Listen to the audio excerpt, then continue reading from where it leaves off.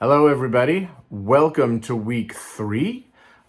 We are cranking through. I know it seems like we got a long way to go, but it will be just a matter of time before we will be nearing summer and being amazed at how quickly this went by. I hope you're all having a good time. I hope you're getting the hang of things. I know that I've sent out some reminders, some different things. So there's a couple of important things that you need to know. One of them is that the video replies, which have been due on Sunday the last couple of weeks, are from here on out going to be due at noon on Thursday. So you're going to have you're going to have like a full 3.5 days to watch this. I'm still noticing people that are coming into these videos at the end, and I'm not sure if that's just an afterthought and what the reason is behind it, or if people are just waiting to try to do all the class at the end. Remember that your initial discussion posts are due on Thursdays, while the deadline for the assignment is always on Sunday. You've got to get that initial post in by the end of the day on Thursday. And the point is that you then have a chance to reply and think about what's going on. At least that's the idea. I have broken this up into 3 groups. It seems to be working well. I am popping in and seeing the activity. So hopefully that's working well for you as well. Just want to make it not so rambly and all those sort of things. So from here on out, the replies to these weekly announcement videos are due on Thursdays at noon. So at some point in this video, I will mention give you the question for this one. Sometimes it'll be related to material. Sometimes it'll just be random things. The main idea is that you're watching this. So what have we learned so far? We have learned about minstrel songs and Stephen Foster. We have learned about ragtime, which was huge. And, I always want you to be mindful that a lot of these styles, when they come out, they are very cutting edge and often very controversial. If we go back and listen to ragtime, like Scott Joplin's Maple Leaf Rag, to us, it's very simple and dated and all of that. But there was a lot of controversy about ragtime because it got people moving, and that was felt to be one, a negative influence from black music and black musicians, but that it also was sort of getting us closer to our more base emotional responses, if you will. So, at the time, you're going to always see like something new coming out, and there's always going to be people that are going to have issues with it. We're going to see that a lot this coming week when you get into the second chapter of the week. Now, you learned about country blues, Delta blues, classic blues, urban blues. You learned about chess records. And we're going to keep moving on as we get closer and closer to rock and roll, which you're going to get here. So last week you had 2 modules of material and 2 quizzes. This week you have 2 modules and then material. And then next week it'll just be 1, and we'll only have a couple others where there's only 2. So it'll kind of lighten up a little bit that way. But I want you to take the time to really think about what's going on. And in some of these chapters, they're shorter. That's why I combine them the way that they do. The reading for this, every now and then I get people that say, oh, there's so much reading for this class. The reading for this class, from my opinion, and the viewing is very light. I keep it that way. I remember in college having to go into numerous books that I would get for my classes, and I really try to keep things simpler so that you can get the big picture and understand what's going on. So as we make our way to rock and roll, which we're getting very close, you're going to have the 2 chapters. You're going to have chapters 4 and chapter 5. Chapter 4 is dealing with some of the influences that are still coming in. So we're going to have spirituals and gospel music. Now, those are both what we would call sacred styles. So there are 2 types of music, if you will, sacred music and secular music. And again, you always get into gray areas when you talk about these things. Sacred music means religious music. So it could be religious in any context. For the purpose of this class, we're really talking about the roots of American sacred music, which would be Christian music. So spirituals they're both primarily black styles. So you will hear about the term spirituals. Sometimes you'll even hear Negro spirituals. Later, there was a style known as white spirituals that was a little bit different. And then we'll get into gospel music. So spirituals tended to focus more on Old Testament kind of stuff. I'm not sure about sort of your biblical knowledge here, but Old Testament, kind of pre-Jesus stuff, and it deals a lot with more of the heavy, somber aspects of it. But the black community, particularly those that were slaves, could identify because you had the nation of Israel that was taken into slavery, and so they could identify a lot with that. So you tend in spirituals to get more slower, reflective songs that are dealing with those kind of things. Gospel, on the other hand, is more Jesus music, and so it tends to be more uplifting, more hopeful, more upbeat in terms of the music. Again, not always, but most of the time, that's what it's dealing with. But if it's Jesus-centered, that's what you're getting with gospel music. One thing that's also important to know with spirituals in particular, because they were very popular in the 1800s when slavery was still a thing and all of that, was that there was something in a lot of these songs known as signifying, which means that there might be a secret hidden meaning to some of these songs. So you take a song like Wade in the Water, where it could be talking about baptism, it could be talking about crossing the Jordan River in the Bible, but it could also be talking about, hey, if you're gonna escape, best to go up the river where the dogs can't get the scent and all of that. So that's called signifying. And that was in there too. So those are both sacred styles, and they very much influenced and led to doo-wop. Doo-wop was a primarily a cappella vocal style, meaning no instruments. It was a lot of times a very street style, so you would have doo-wop groups in the neighborhoods, in the big cities, that would compete with each other and sing these songs. It was called doo-wop because you would have the bass singer would often sing syllables, doo-wop, you know, and then that's how it became known as doo-wop. And oftentimes then these groups would compete in a non-violent way. Very similar a few decades later when we get to the beginnings of rap and breakdancing and the hip hop culture. We'll get to that. So this is sort of a precursor of that.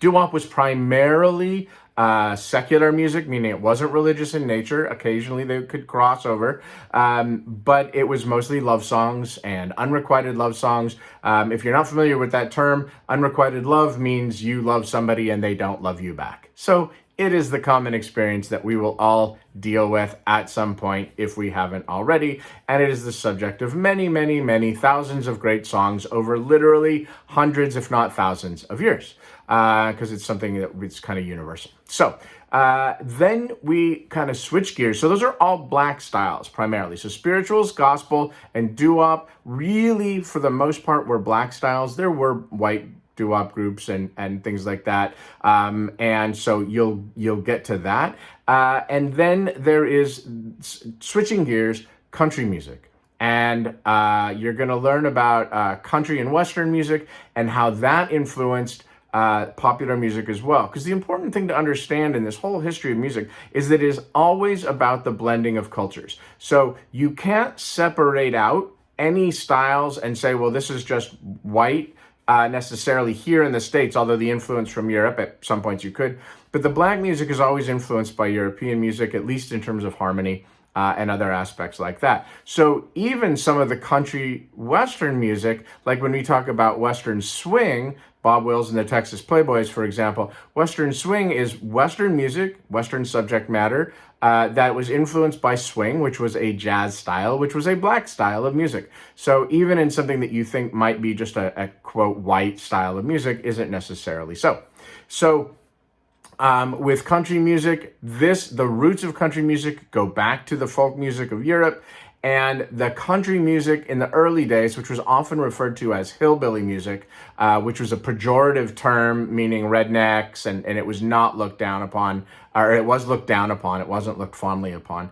And it became popular in the 20s with radio. Now, remember I mentioned last week when we're talking about the radio, it's still to this point, it's all AM radio. And when you have the old barn dance, which eventually became Grand Ole Opry, you had radio, and that's how a lot of these songs got to be popular. And then into the 20s and the 30s, post-World War I, you had the movement of populations around the country, and they bring their music with them. And as the recordings get more popular, people were buying records now and all of that. All of that is happening. So all of those are influencing, leading to rock and roll. And then we get to rock and roll. Now, rock and roll really hits, I use the date 1954 with Bill Haley and the Comets' Rock Around the Clock. It doesn't really become big until 1955 with the movie Blackboard Jungle, which popularized the song, but also popularized the look, the jeans, t-shirt, black leather look, leather jackets, motorcycle look, that we would think about, that James Dean look, if you will. So you're going to learn about rock and roll, and you're going to learn about Elvis Presley. And Elvis Presley is the big game changer. So he's one of the first figures that we can talk about. Now, Chess Records, so game changers could be record labels, they could be producers, they could be artists, it could be technology. So all of these things going on. So what's some of the technology leading up till now? Well, we have the amplified guitars, electric guitars, amplifiers. The microphone was a huge game changer because without the microphone, we wouldn't have had singers like Frank Sinatra and Bing Crosby, who had softer, more melodic voices, who couldn't carry necessarily over an orchestra, but with a microphone they could. So these things come together, and in the history of rock and roll, one of the big game changers, without a doubt, probably the biggest game changer, is Elvis Presley. He is so important to the history of rock and roll, and that is because while he did not write songs, he was more of what we call an entertainer. He was a poor kid out of the South who eventually moved to Memphis when he was 13, and sang a couple of songs and became popular. Got connected to Sun Records, so you're going to learn about Sun Records and Sam Phillips. And Elvis's rise to popularity particularly makes it big in 1956. You're going to learn about the importance of his performances on the Ed Sullivan Show and the TV even before that. And again, I'm not going to give you the whole lecture because you're going to learn about all of that. But what happened with Elvis was that he brought about this blending, if you will, of black and white together. So Elvis, even in his early days, couldn't get played in certain places, certainly not live, because they thought he was black. And his voice was able to cross over. Now, we may not hear it that way today, but back in the 50s, they did. He couldn't get a gig on the Grand Ole Opry because they thought that he sounded too black. And their primary audience was radio at that time. It wasn't television. But television really broke him through, and he became not only a huge music star, but then a huge movie star. And we're going to learn about the role of TV in the sort of promotion and explosion of certain artists, particularly the Ed Sullivan Show and American Bandstand. And then you're going to learn about the role of movies as well, because movies are very significant. We see that with Elvis, where he becomes a big movie star. We'll see the popularity of the Beatles movies, and we'll see that going all the way through. And then through Elvis, when he explodes and becomes popular, and also you have to realize that at this time, the transistor radio is coming out, which means that it wasn't just the family radio. These teenage kids could listen to the music. Also, the whole rise of teenage culture. Teenage culture post-World War II. So remember, World War I, 1914 to 1918. World War II, 1939 to 1945. We got involved in 1941, December 7th, Pearl Harbor. After the war, there was some more affluence in certain communities, and these kids started to have some spending money, and they were able to buy clothes, they were able to buy records, they were able to buy 45s and listen to music, and they became marketable. And this is really when the Mickey Mouse Club became big, when they realized, hey, these teenagers have money, we can start marketing to them. You may not realize it, but it wasn't always that way. Prior to that, they could market to little kids who could appeal to their parents who had the money, or the parents. But starting in the 50s, the market for teenagers became huge, of which it still is massive today. So Elvis breaks down these barriers, and as a result, many artists became popular or even more popular. Now, what Elvis did was he took songs, country songs, Western songs, rhythm and blues songs, and he was able to bring them up to a bigger level. So artists that were already out there, like Chuck Berry and Little Richard and Fats Domino, because he covered some of those songs and took the black rhythm and blues style, he was able to rise raised their popularity as well. In the beginning, people like Little Richard were very resentful of this until they realized that ultimately Elvis made them more successful and more wealthy as a result. So he made more open doors for black artists, more venues, more popularity. And then he also opened the doors for people like Jerry Lee Lewis, Buddy Holly, Carl Perkins.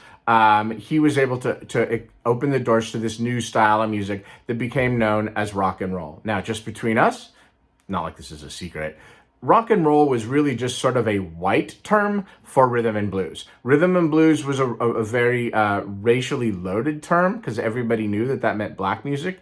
Rock and roll, which was coined by Alan Freed, had first of all some suggestiveness to it because it not only necessarily went to music, but it could be referring to sex and other things. But it became a word that was used for this new style of music. It was basically a new way of framing rhythm and blues. So you're going to learn about that and the doors that Elvis breaks open. And rock and roll really only existed for about 5 years, from say 1954-ish to 1959-ish. Everything's kind of gray. It's not like January 1st, something new starts over. One last thing I want you to be mindful of, I know this video is kind of long, but we've got 2 chapters to cover, most music at this time was all about the single, what we call the 45. And somewhere around here, I have one, and I was going to show you, but it's the small record. You know what? Let me...